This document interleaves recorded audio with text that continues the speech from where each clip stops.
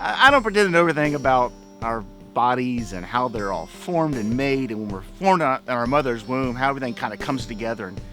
But I do remember in science class in high school learning about this thing called DNA, which really determines everything about us: hair color, eye color, height, everything. And thinking about that, this whole idea of DNA determining everything, as a disciple of Jesus Christ, we have a DNA. Maybe not physical, scientific body DNA, but when we are born again, we take on the attributes of Jesus Christ. We have, in essence, His DNA. The Bible tells us that God is love.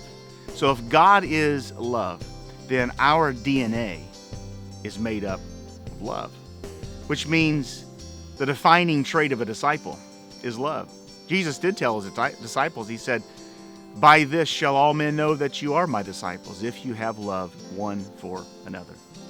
So if love is the defining trait of a disciple, then we ought to practice love to one another. We ought to show love to those outside the church, unbelievers. We ought to make it a practice in our daily lives. We ought to let love rule everything that we do. So join us for this next series of the Discipleship Project as we look at the DNA of a disciple.